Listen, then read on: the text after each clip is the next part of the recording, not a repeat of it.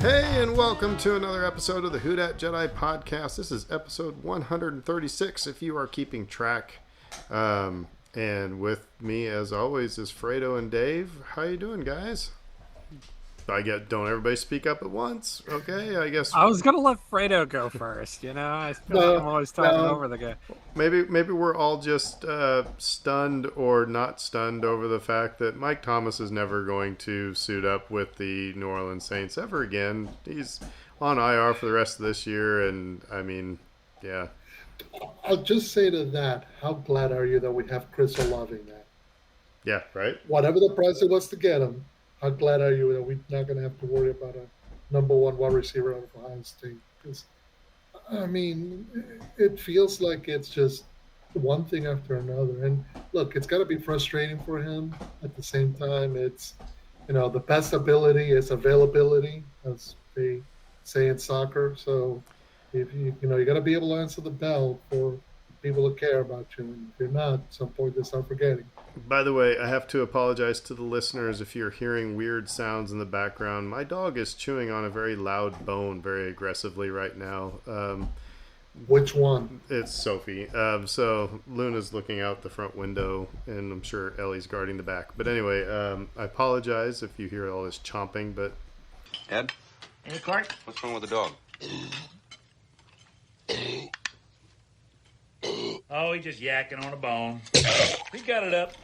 Do what you got to do. So, so that was the big Saints news for today. So, oh wait, there was also the fun Saints news of seeing the Saints, stomp on the Raiders on Sunday. Yes, that was. I was at that game, and where we sit, we have we get people in and out. I mean, that people sell their tickets up there. And so we were worried we were going to be surrounded by Raiders. Luckily, we were surrounded by Saints fans who were letting the Raiders fans have it. So it was good. Especially since the last time we played the Raiders at home, we lost, and I had to get on a plane for the Bay Area right after it. And I'm walking on the plane to my seat on the very back wearing a Drew Brees jersey. That was not good. Anyway, Dave, how was the Halloween with the kids? Oh, it was fun. Was had by all. We trick-or-treated and saw a ton of trick-or-treaters come by the house, and everybody feasted on candy. So, did you get any of the special candy? Oh yeah, everything had fentanyl in it. Yeah. And give me the Skittles. Yeah. So are you one of those dads that raid your kids' candy while they sleep? All right. Well, I think there's a moral. That's a moral and ethical question, right? When they were younger and they didn't know any better, totally. Like, they were never going to eat it all anyway. Now they count. It was all going to get thrown out. So it's like, yeah. They take inventory of their candy now? They very much do, yes. They've got this whole trading system down now. I don't know what the monetary worth of particular pieces of candy is, but they've been dumping their buckets out and reassembling their buckets repeatedly over the last few days. All right, so real quick question for everybody here: best Halloween candy? Fredo? Okay, I'm just gonna go with the lazy answer. Just go with chocolate, because it never ever gets disappointing. It was a lazy answer. Yeah, Dave, best Halloween candy? I mean Reese's, but I'm probably a little burned out on Reese's at this point. I've eaten a lot of Reese's lately. I like the fun size Snickers. Okay. I will say, just to redeem myself real quick, on the way home after Halloween, because Aaron, myself, and a couple of friends of ours got together for a drink, I stopped the gas up at a gas station. I found these extra large Dove bars that were dark chocolate peanut butter. They were good. But they're a bit on the big side, so you can only really eat one, because anything more than that, just your stomach, that and beer don't go well together. All right, so question for everybody. Last little question before we get to trivia. Then, worst Halloween, I'm going to say treat.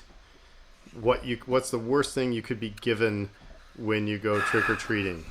Okay, well, the easy answer here is something that has nothing to do with candy, right? So it's like floss or something, it's Pennies. just, Mine is yeah, pennies. I always but hated when I got a spoonful of pennies. I Sorry. just, yeah, there's a lot there, right? Like, but if you limit it to candy, it's definitely those wax paper wrapped black and orange candies Yes, I would agree with of that too. undeterminate origin. Like you never saw those candies at any other time of the year, and they were just not good. So those are the all-time awful candy, in my opinion. I would say, in terms of candy, the worst one to get is the Smarties, the chalky ones that look like little pills Mm. that you're supposed to chew on. And I'm just like, there's never a time when I wanted a mouthful of chalk. And that's the only time you ever get that, or going to like grandparents' houses. Those are the only times you run into like those kinds of candies because they like them and nobody else Yeah, does. I don't know. I kind of like Smarties. Um, all right. Well, let's do some Star Wars trivia tonight. By the way, we're going to talk about the latest episode of Andor, and we're all probably going to get really depressed thinking about how it's a reflection on many aspects of society. But holy cow, are they? I think they're continuing to hit it out of the park. But anyway, let's do some fun Star Wars trivia first. Um, Dave, you first. Who asked Luke to stay on Tatooine for one more season? Oh, come on. Uncle Owen. I'm sorry, it's Owen Lars. That was the answer on the card. So, yes, it's Uncle Owen. All right. Fredo, whose last words are, "There is another Skywalker"? Come on. I nearly answered Aunt Peru, but no, it's Yoda. No, it's Mr. Hanky, actually, the Christmas poo. No, it is. Yes, it's Yoda's.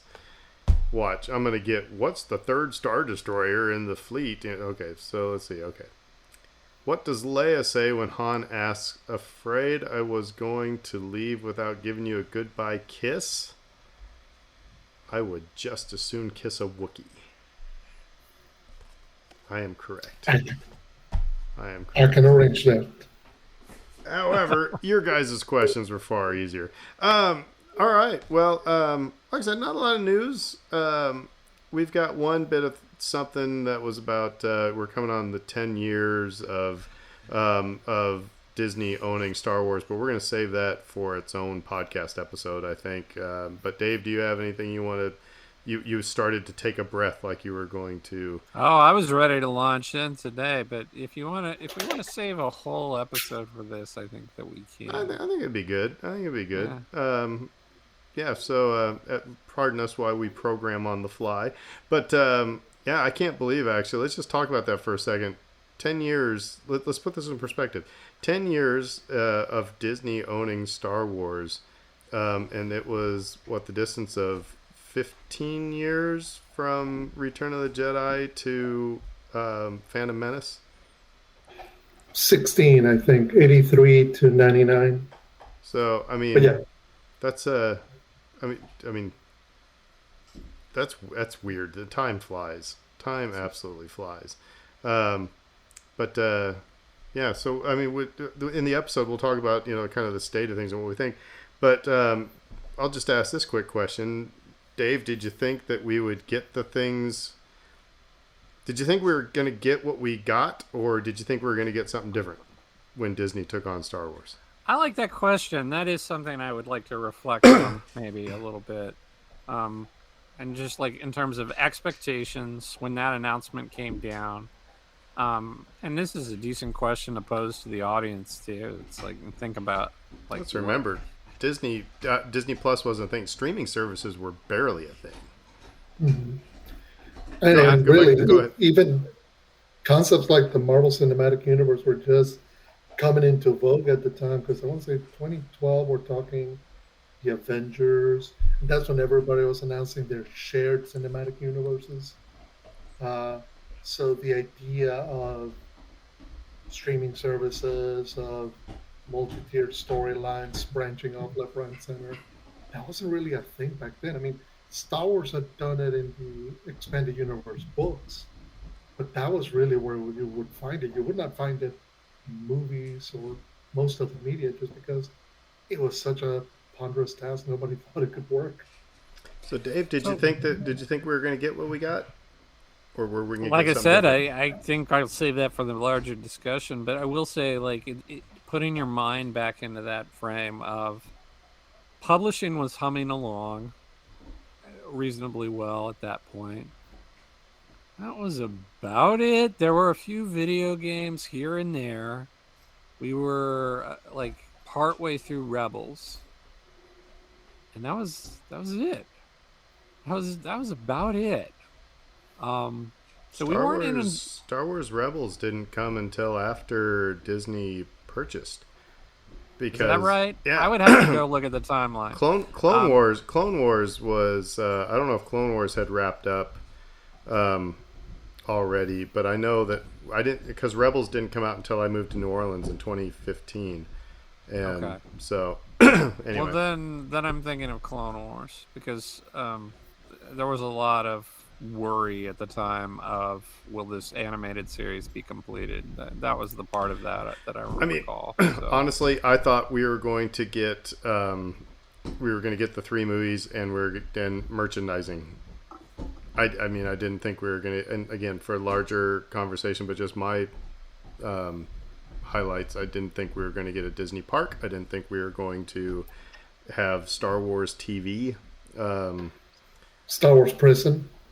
right.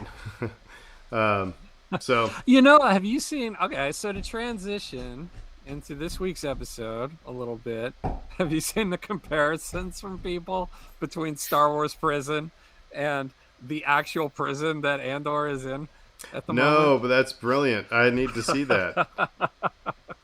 it's it's like it's like a spot on comparison. Like it's hilarious that this luxury hotel experience in Disney World, the closest comparison in universe that people can come up with is this prison, this dystopian, horrific prison.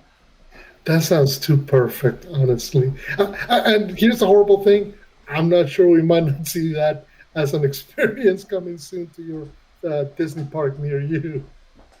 So, all right, well, let's jump into Andor episode 9. It's called "No One's Listening," um, and you know, it was one of those things again. It was one of those episodes again that it felt like we bounced around a lot, but it was always comparison. It was a comparison of how's Cassian's life going compared to Mon Mothma's, compared to ISB agent Miro. Did I get her name right? I always mess it up. And then versus what's his Cyril. So we're getting kind of a status of everybody's life. So I guess let's kind of start right there. Cassian is humming along in prison. He's getting along seemingly just fine. He's figured out the routines, and he's actually starting to plot a breakout. He's in cahoots with other people, but it's weird. He seems comfortable and confident in his situation. But the thing is that he keeps hitting on, and it harkens back to that first episode. The Empire. He's figured out the Empire. They don't care. They don't know that I'm here. And every now and again we get a guard. Otherwise, nobody's paying attention to anything. He's kind of figured out their game. Yeah, it's interesting because it's much in the same way as his life on Ferrex. He has recognized the patterns of behavior. He's recognized how things function. He knows that in many ways the imperial mindset is the same wherever he goes. Those in power think of him as less than, therefore they don't think he could be a threat. And what's interesting is the wall that he keeps bumping into is not the guards. It's his own immediate supervisor. I believe his name is Kilo, who's played by Andy Serkis. That's his barrier. That's the wall he's trying to break through, and he keeps all episode long trying to get him to start confiding in him the information that he needs in order to plot this breakout. And it takes all episode for him to get there because, as far as Kilo is concerned, no, they're paying attention. They're keeping their mind an eye on us. They know, and if you just keep your head down and work, you'll get away. You get out of here. So it's interesting because it shows the adaptability and the survival instincts that Cassian has are excellently suited for life under the Empire's thumb. It's also a welcome change from the previous episode where he looked completely institutionalized and just like almost you worried a little bit that at that point of his development that he might have lost some hope. Mm-hmm. And for this, what really brings it back is exactly what Aaron was talking about, which is just this idea and this realization that the people around you aren't paying attention. Ergo, there is opportunity here. And I want to highlight something that my wife said to me right after the episode ended, because I thought it was just incredibly insightful, and I've seen it online one or two places since. Cassian says no one is listening. He says that a few times. And it's really, really heartbreaking when you remember his last words in Rogue One. And I hadn't thought about that. Do you think anyone is listening? Nice job. And it's just such a gutting thing. Like, no one's listening, and it calls to not just like their specific situation, right? Like, the Empire's not watching us; we're rats in a cage. But also, it calls to mind the previous episode when the prisoners were like, "Is anybody in the galaxy paying attention to what's going on?" Where our welfare is concerned, and the new prison rules, etc. And nobody's listening, and nobody's watching, and nobody's paying any attention at all. And so you've got those two things happening, and then you have that callback to Rogue One, and there's a reason that people are just gaga for this series at this point. So let's okay. So what I was hit with in this episode, and we were talking a little bit before we started recording, was all of the things that are happening in real world today in this country pardon me, that we're seeing the parallels in Andor. And let's talk about prison for a second. You talk about inmates are constantly talking about just the absolute horrible quality of life, and I get it, you're in prison, but there should still be a level of humanity. And as much as they raise that issue, nobody's listening. People in the community don't care because you're in prison, so prison should be bad. And then the fact that they found out the reason why there was a riot is because they found out as people were released that they were then, like, if you were on level 4 and you got released, well, you were just hustled right into level 2. And nobody ever knew the difference except for this time. Somebody on level 2 recognized somebody from the guy from level 4 who was supposed to have been released, and that made that whole floor freak out. And so the Empire is, it's a revolving door, prison door.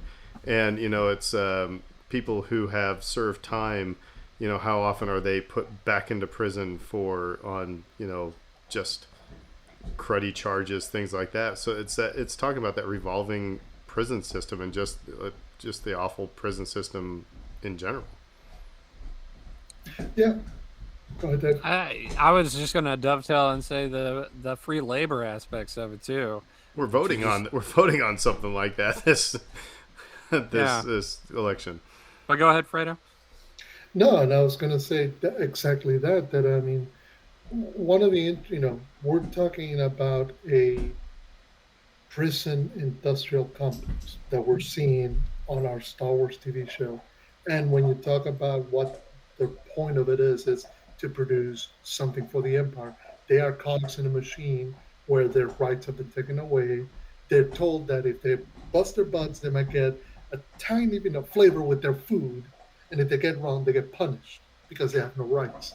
And there is a lot of similarities to the modern American prison system where if you do well and you do your work, you get rewarded with stuff, and if you don't, you pay for it. So, uh, I mean, in some way, it is on the nose in some instances, but I also think that that's important to reflect that it doesn't take something like the Galactic Empire to create a system that dehumanizes people, takes away their rights, takes away their ability to defend themselves. Because remember, Cassian's in this for 6 years because he walked too fast on a beach for an officer's liking, a stormtrooper's liking. For that reason alone, he is now subjected to everything he's been subjected to. And I think the interesting aspect of it is that the episode is telling you people are willing to agree to stuff like that as long as think they understand the rules. And the ride at level 2 is a clear-cut signal that to them that the rules are not built for them.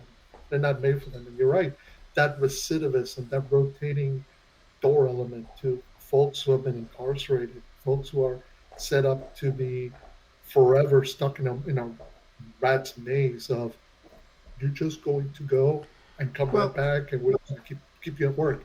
And that's interesting. it also, let's talk about it, as the rebellion as a whole, or how this relates to the rebellion, because Brittany and we've talked about when we've had our conversations back and forth and debates and stuff like that. It's like you talk about. I remember one time she said, basically just because there is a rule doesn't mean that you should follow it. And I mean that's a huge discussion. But what Andy Serkis is getting at is like what you're saying. It's like if I follow the rules, I keep my head down, I'm going to get out. And Cassian's over here saying their rules are dumb. You need to join us in our breakout. You need to help us. How many guards are there on each floor? You need to, So he's trying to recruit. But like I said, you talk about the rebellion as a whole. It's like there are a lot of people who are saying the Empire, just follow what the Empire says and everything's going to be great. And then you got people who are saying no, just because they got rules, So the prison scenes are the microcosm of the Empire as a whole. It's the citizens. I mean, yeah. So it's. And it's an interesting aspect regarding the nature of what we see the Empire do on the prison planet, as to what we see in we see Mira and the Empire doing back on Ferrex to Cassian's friends. It's like the Empire is so big and ponderous and so messed up that they're on one planet torturing the friends and loved ones of somebody they don't realize is in their custody. So but they don't care. That's pretty messed up, yeah. So we'll come to that here in a little bit. But I wanted to talk about somebody who was also in a sort of prison, which was Mon Mothma. She's in a prison of a different element. I mean, we see her in the Senate, and she is a lone voice. People are turning out their lights and going home. People are heckling her. She is the only person who's trying to stand up for anything that's remotely right. And she realizes she can only push things so far. Then she goes home and she has to whisper in hushed tones. She doesn't quite know everything that's going on with the rebellion. She knows something is going on. She obviously does not trust her husband. Her driver, she knows, is an ISB plant. I was actually even thinking first of all, we found out also that her cousin is Vel. So yep. that was interesting. But Mon Mothma is also living in a sort of prison. And actually, she seemed to be struggling more than Cassian in this episode, which I found really kind of interesting. He has a bit of a path laid out for him at this stage of things, and she doesn't. Like his whole mindset is get out, And whereas she's trying to sort of feel out these sorts of complex relationships with other people and the political ramifications of doing certain things, and how does this make me look versus how does this make me look? Can I trust so and so, even though he's a criminal element, to manage my money for me? How would that look? So there's just a lot of uncertainty in general because she's stepping into onto ground that she's just completely unfamiliar with. So I think you can chalk it up to that, but at the same token, I'd say it's a better viewing experience for us to see those two different kinds of stages of this rebellion begin to take shape for people. Yeah, I think it's what we're seeing is there's always a certain element of risk that comes with having a lot and knowing that you might lose it. In a weird way, Cassian has lost everything because I mean, he literally has in a certain way. His freedom has been taken away. The wealth that he busted his butt for how many weeks on Aldani in order to get, he lost that. He doesn't know his mom's on a different planet. He doesn't know what he's left behind. So it allows him to bottom line things. He can just focus on what he's got his next goal. Mon Mothma's playing the double edged two faced game where she's got to present herself as being one thing while trying to be a different thing. And the problem is, even within her own household, she's not united. She doesn't get to be who she really is or wants to be in front of her daughter, in front of her husband, in front of the people she loves the most. So it's creating an internal conflict within her that mirrors the external conflict that she's living with, which is at some point there's the fear that there's going to be a knock on the door and there's going to be ISB agents and she's just going to disappear into a facility, much like Gaston did, and she may not have the skills to survive that. When But she okay, doesn't have the so again, the title of the episode is "No One Is Listening," and again, no one's listening to her as a senator. No one's listening to how many times have we have felt like we have a cogent argument and nobody is listening to it. There's conflict, but she wants her cousin Val to do a certain thing. Go just not. She's trying to steer her down a path, and Val's like saying no. It's so not listening to her there. Her daughter doesn't listen to her. Her husband husband just kind definitely of doesn't. doesn't listen to her. So I mean, so that I think that was very interesting. She was just seemed very stifled in this whole episode. Quick question, sidebar about that. Do we think her husband is actually not listening to her? Or could he be listening to her and actively working to undermine her? Because that would be the horrible twist in that the one person who's actually paying attention to her and seeing her for what she is and who she is might be the person who's going to turn around and betray her. Yeah, I still don't trust her husband and daughter. Oh, I mean, but I think, but that would yeah, be I think like the too daughter. obvious. But yeah, No, I think the daughter is very much a new generation person who's grown up in Coruscant, grown up in the lap of luxury, and she just doesn't understand well why is mom and dad fighting? Because and this is what's interesting is she's got the second generation immigrant mindset of, well, this is all I know. Why are we fighting for something that didn't exist before I was born? Versus mom and dad, where dad's like, we got it good, we got it great, and mom's like, no, we had it great back then. We need to fight to get that back. I think it's interesting though because the husband, he's paying attention to everything she's doing. He no, she doesn't go 5 steps in any one scene at home, and he's not turning up out of nowhere. So I don't necessarily know that he may be actively working against her, but I would suspect that if there comes a moment that someone's going to betray her, it's going to be him. It's not going to be, only if he can get his money. You and know, that might be what's holding him back. that might be the only thing that's keeping him silent is because Mon Mothma's the one with the money. She's the sugar mama. Um, could be. Dave, any thoughts on Mon Mothma or?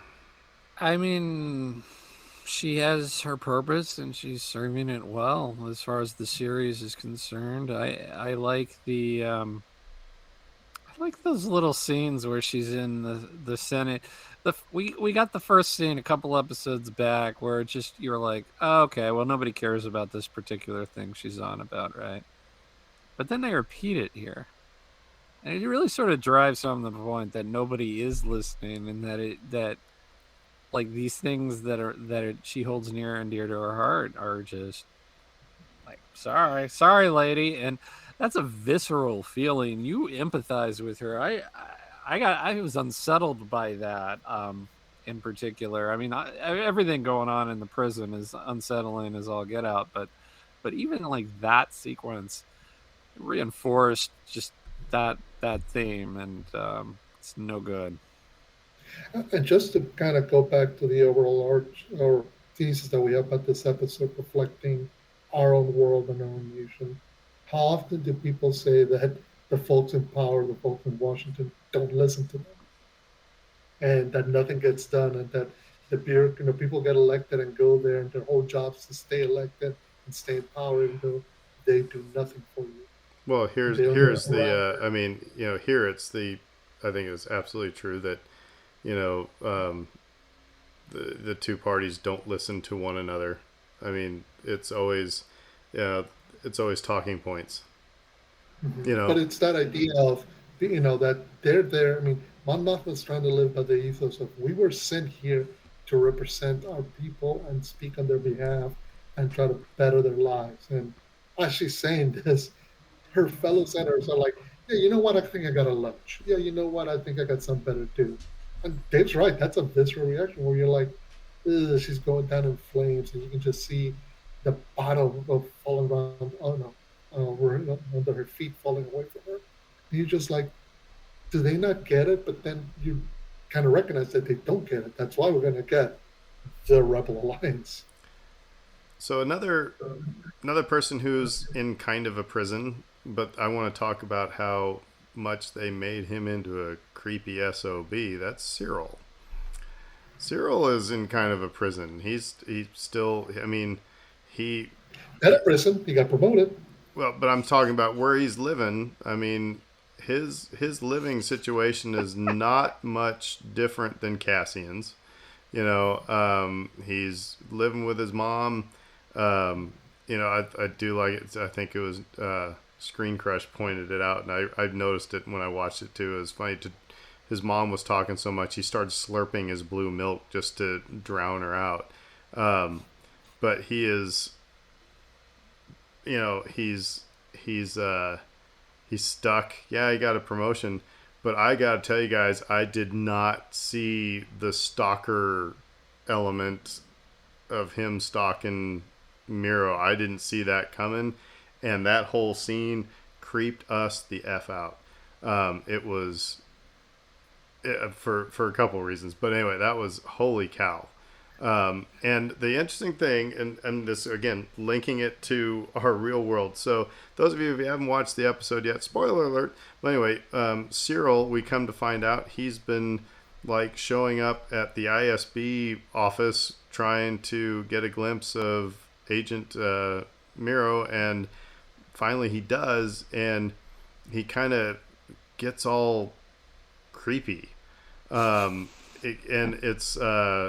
almost sounds like he's got the hots for her, but it's not. It's like he's I don't know. We'll talk about it more, but so my wife and I were talking about this today because one website was talking about how he was in love with the agent. And I said, "Did you get the idea that he was in love with her?" And she's like, "No."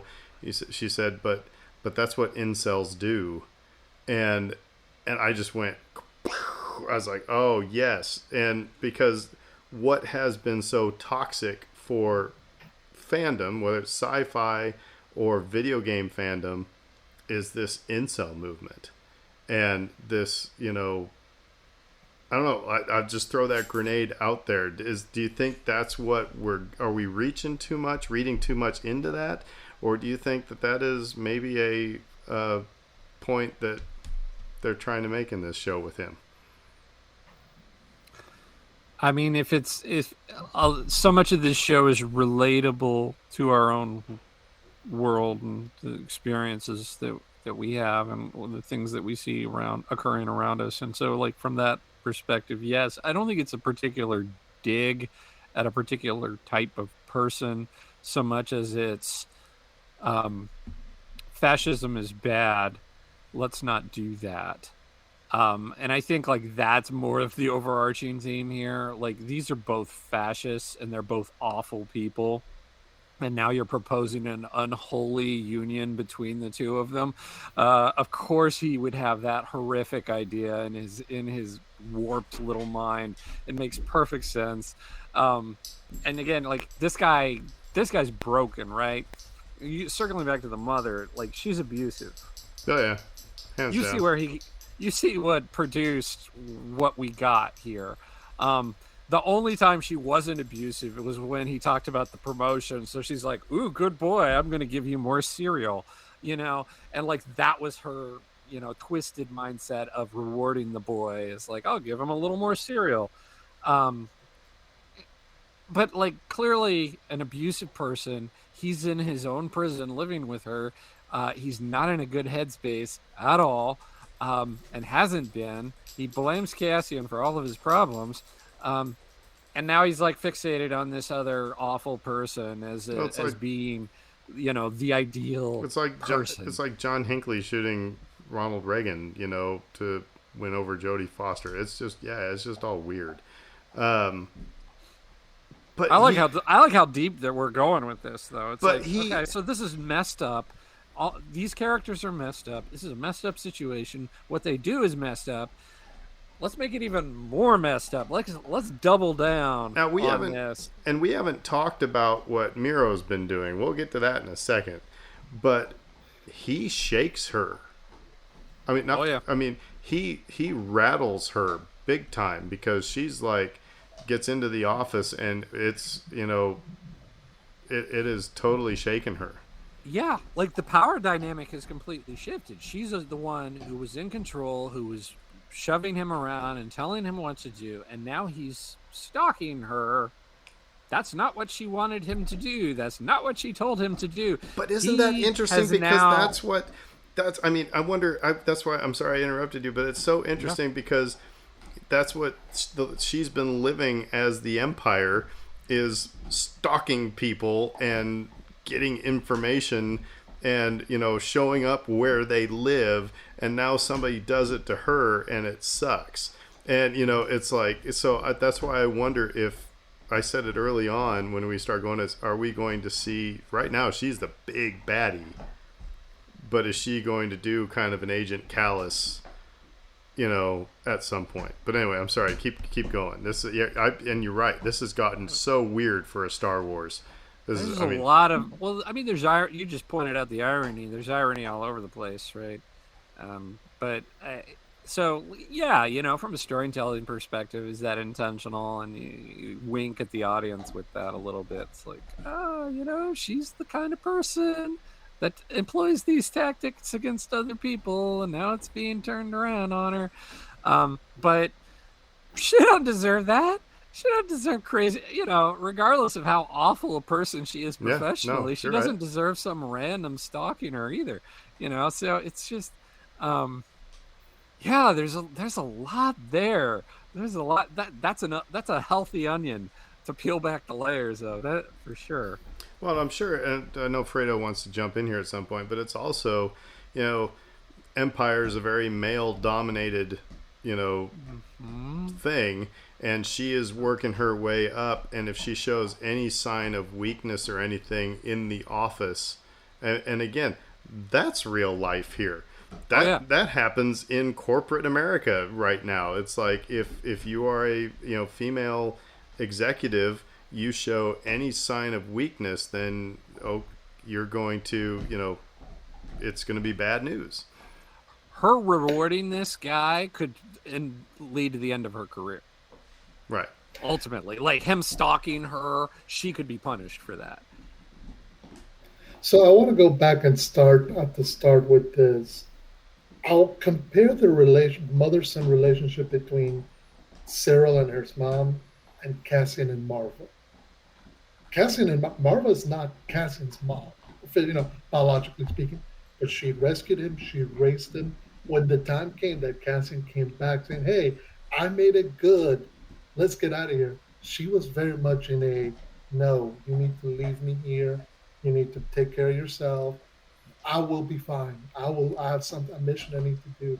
I'll be on my own versus the moment poor Cyril gets back into home with mom because he's got no place else to go. He's been fired and ostracized, and his mom's just throwing it all in his face how much of a failure he is, checking every aspect of his life, what he's doing, and it's not No, until nobody would know if she was dead, unless right, right, all, yeah. all that aspect, it's an interesting dynamic that they're juxtaposing there because it shows us why, on the one hand, Cassian is very much independent and able to think, whereas Cyril seems in some ways constricted. He can only see the world one way, which is this very raw, narrow, orderly way in which he was following his career as a corporate security officer. Now desperately wants to be ISB. Regarding his stalking of Nero, I found it interesting. Well, first of all, yes, it's interesting that his mom is a domineering, powerful in his life, a presence, and he is seeking another female, domineering, powerful presence to take over that role for him. So Dr. Freud may have a thing or two to say there, but we'll not go deeper into that. Uh, but it's also interesting from the standpoint of Who among us he doesn't like a woman in uniform bossing us around, yeah. True. But particularly if they're getting us a promotion, that's always nice. It's always a nice, but it's very much on an aspect of he's almost equating her with the empire. It's interesting to see because all his dreams about all Cyril wants to do is get back into good graces of the empire, get back into that position where he can go back and hunt Cassian. But it's all because he seems to have this almost infatuation with the power of the empire. And now he's transferred all of those feelings onto Miro. And that is dangerous for Miro because that's how you get a stalker. That's how you get somebody who's waiting for you outside your offices, who's tracking you down because he feels that his life is incomplete without you in it because they feel like, oh, you did me this one thing, you did me this one thing. And look, let's be fair. Miro threw him a bone because she recognized whatever she needed to recognize in him. It was just like, okay, get him out of here. We'll do this. We're paying him off to basically stop bugging us. He'll get a nice Well, promotion, be better, and then he'll go away. And instead, now he's seeing her as the one holding all the carrots that he wants, and that's a problem. That's gonna be a problem for her. so I mean, okay, so you mentioned something. I want to then fast forward to the end. Um, the Empire is basically behaving like the mob, like you said. It's like, okay, we'll give him a job and like pay him off. We got what we needed. And at the end, they're doing the same thing with this rebel pilot that they captured. They're talking about, we'll basically throw him out in the traffic and make it look like an accident. They're looking like, how can we kill off this guy and destroy the ship without it making it look like we killed this guy and destroyed his ship, So I want to talk about the Empire now because we've always talked about. I mean, I remember growing up, it's like the Empire is space Nazis. But they are. They're space Nazis. They look like space Nazis. It's like, but they never behaved like I mentioned in the last episode. They never behaved like space Nazis. But by God, are we getting like? I mean, we're getting some just some really nasty crap out of the Empire, and it honest to God, it's like I'm sitting there going, oh my God, I wear stormtrooper armor to make kids smile, and I'm feeling a smidge bad about it now. Because it's like before it was like, I mean, that helmet that's over my shoulder, it's like that's a cool looking helmet. But now it's like we see them literally torturing people and not just not having a bad thought about it, but enjoying it. We have like I said, killing people off and let's make it look like an accident. Not even, that's just a line item thing. It's like, check the box. All right. So yeah. So what do you guys think? I mean, what does this do for your vision for like I said, what we've grown up with? I think it's lifting the hood, so to speak. In many ways, particularly, the natural comparison or influence on the Galactic Empire has been Nazi Germany, that imagery that got captured by Leni Riefenstahl that we see. I mean, that right down to the name Stormtrooper. Mm-hmm. Uh, so that idea, those concepts have always been baked into it. But then, of course, obviously, George Lucas didn't just draw from there. I think what's interesting is we've always gotten the overt, big, cackling evil. Darth Vader. The moment you saw him on the screen, overtly evil. Grand Moff Tarkin, overtly evil. The Emperor. I mean, come on now. Versus, yeah, very much so. Very much a Dave. Lightning out of the fingers. Yes. Literally the Cackling. cackling. Yeah, yeah. Yeah, like whereas this is not that level. This is not that evil. This is This not is the systemic. oh my god. This is the evil that goes to work 9 to 5, punches a clock, checks into the office, tortures 3 people, punches the clock, goes home, says hi to the kids, says hi to what. This is the evil of whenever you see pictures of concentration camps, and you see the officers and the secretarial staff, and they got an accordion, and they're all dancing polka songs or oompa songs, and they're all giggling, or they're having picnics, literally steps away from a concentration camp. This is what this level of the empire is. This is not the cackling over the top. We are evil, evil in big bold Elvis size letters. This is the regular human evil that looks at somebody like Cassian, like Biggs, like anybody of the other characters that we met, and says, "You do not matter. You are just a number on a ledger. The pilot. You are not nothing more than a problem I have to solve."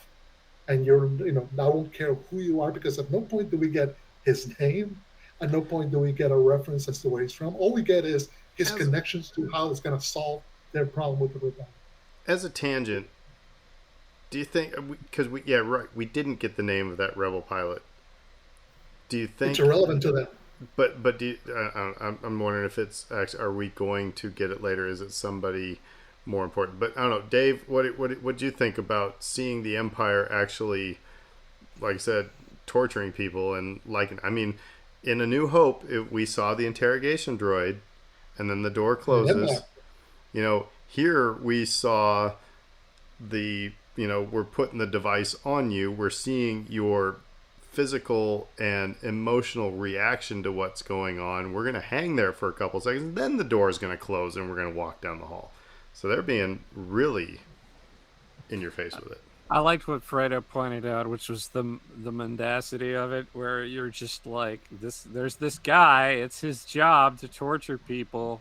Doctor So Dr. and So. Ghost. Yeah, Dr. Ghost. yeah. And he's just like, oh yeah, and I'll go off on a tangent telling you about all the people I've tortured and everything, and oh yeah, you don't want to panic too much because Somebody it'll said be it was over like pretty soon. the pit of despair in Princess Bride. Yeah, a little bit, yeah, but well, something we completely glossed over, like the method of torture, right? Which was just this crying scream of a dying species, right? Like Children. they were being completely exterminated. These were the last survivors, and the anguish that came out of them as a result of being the last of their kind. And it's like, we're going to use that sound and we're going to use that to torture people and make them suffer in the same way that they did. And um, something grotesque about that. But it really does paint them in a different light. Is again, cartoonish villains.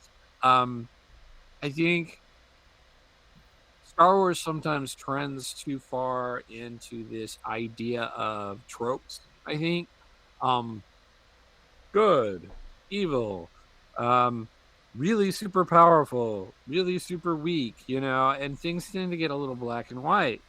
Um, we're not in that place with this show at Well, all. and especially to Um, that point, like what we talked about earlier, where Miro was as evil as any villain in Star Wars that we have ever seen at the beginning of this episode, and then to see her visibly shaken because some creepy dude, was stalking her. I mean, that adds a nuance to it, that Right. that is, like you said, it's not just evil and strong, good and weak, because good is dumb. No, light speed is too slow. Light speed too slow? Yes, we're gonna have to go right to ludicrous speed. Ludicrous speed? Sir, we've never gone that fast before. I don't know if the ship can take us. What's the matter, Colonel Sanders? Chicken? But Well, we're moving to your point. We're moving away from these broad strokes, right? The characterization that's sort of simplistic in nature, because for lack of a better description, it's what kids can relate to, right? Okay, he's evil. Got it. Let's move on to the action sequence now. Here, it's like, what makes a person evil? All right, let's look at that a little bit closer. Let's drill down a little bit. Let's tell you a little bit more about what goes on in their head, and what are some of the actions that go along with that. How do you determine these things?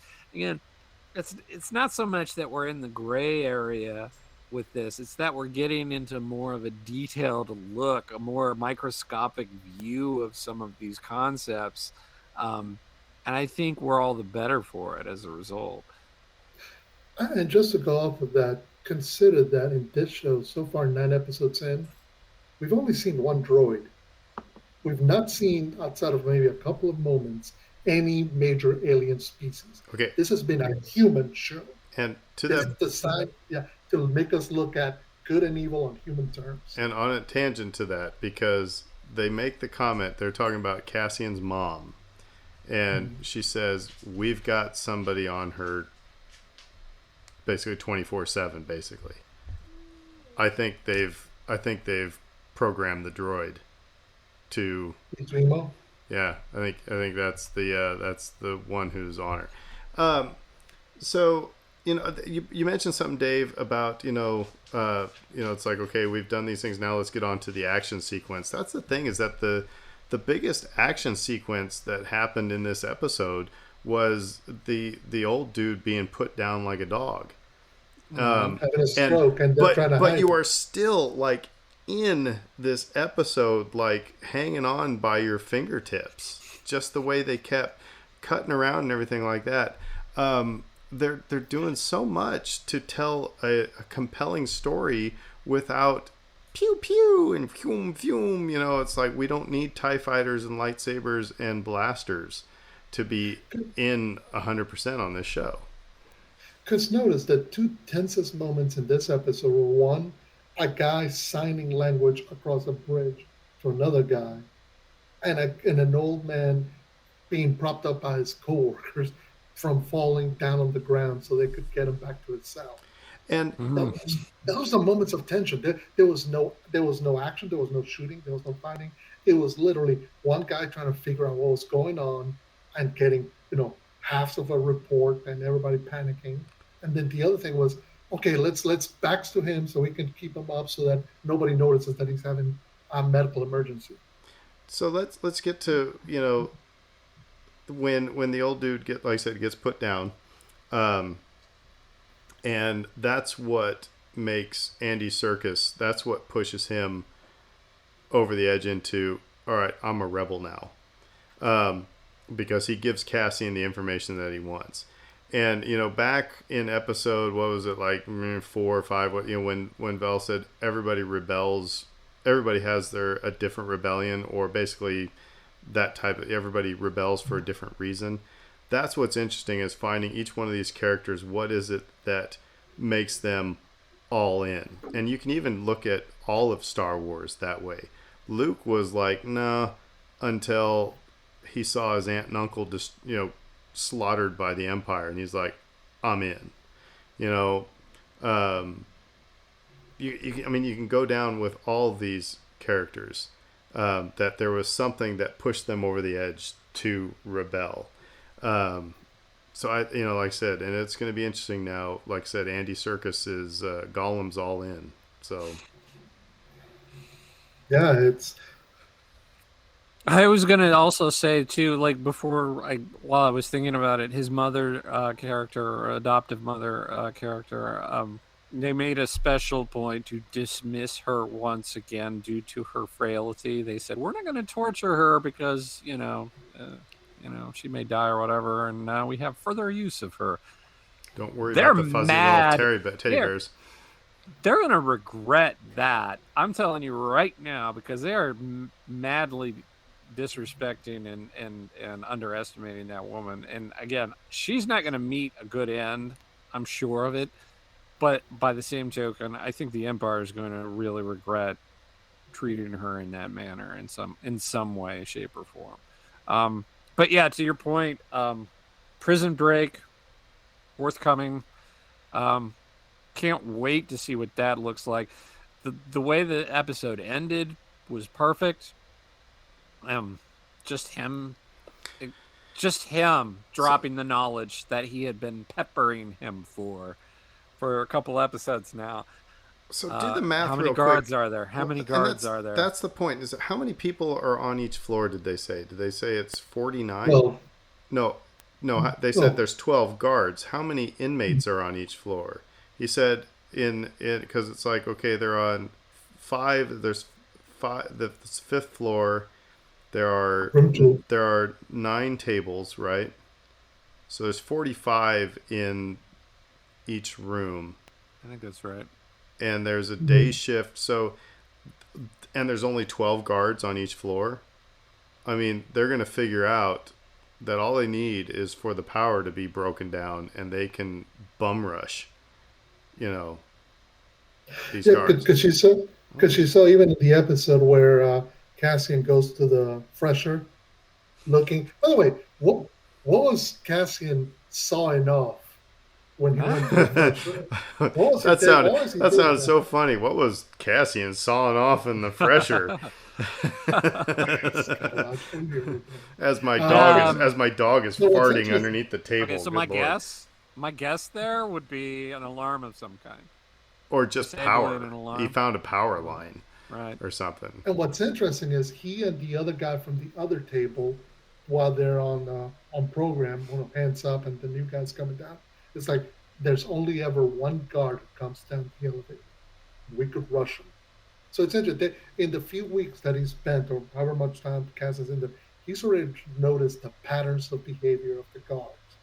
And that's usually one of those things that folks who work in prisons always tell you. It's like you have to be mindful to pick up your routine. Because if you become predictable, there's nothing for the prisoners to do, the inmates to do. They got to be paying attention to you. So if they pick up on your routines, they're more easier to be able to track you. And Cassian's doing it.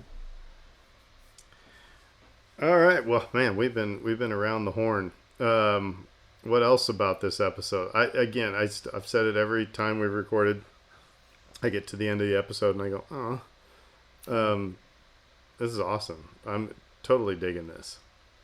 And again, it's no pew pew and lightsabers. So.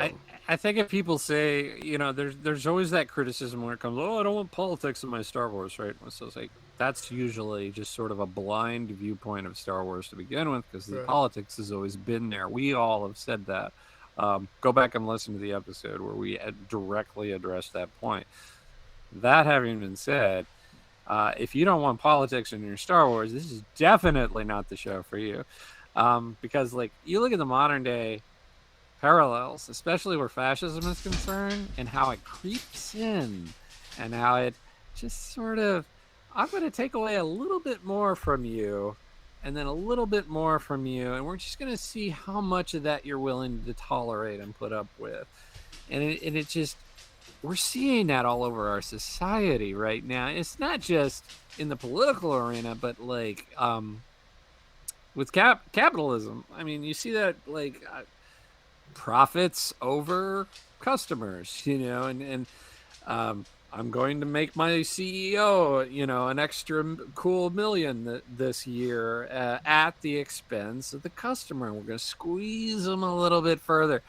And again, eventually, you've seen it throughout history, time and time again. If you squeeze people hard enough, for a long enough period of time, eventually they're going to revolt.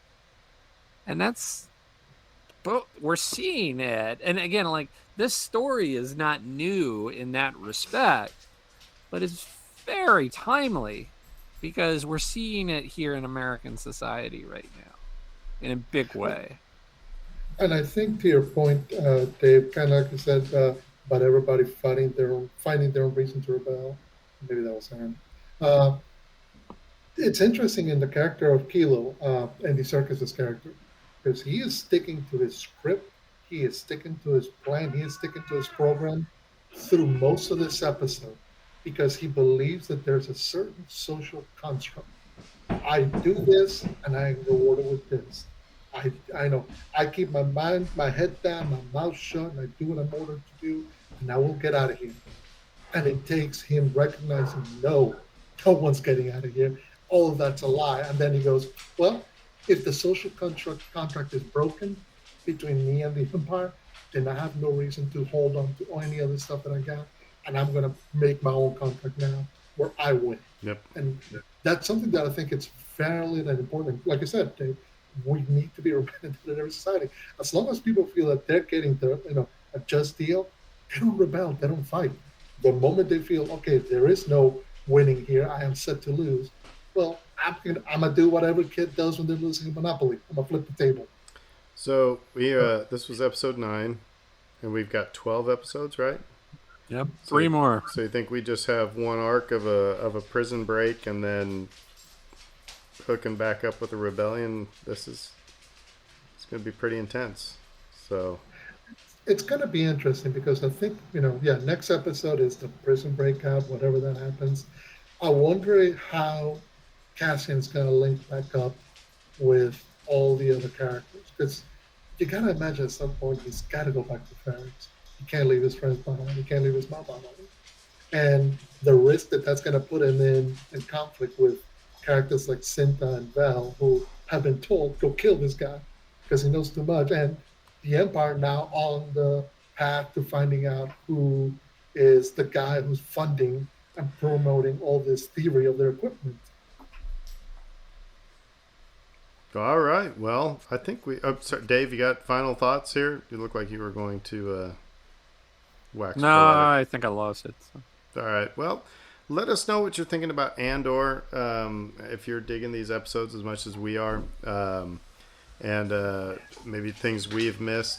But yeah, you can always hit us up on Twitter or on Facebook. We like to be bugged while we're at work. But until then, we will say who dat? Who dat? Who dat? And everybody have an awesome week. McConkey.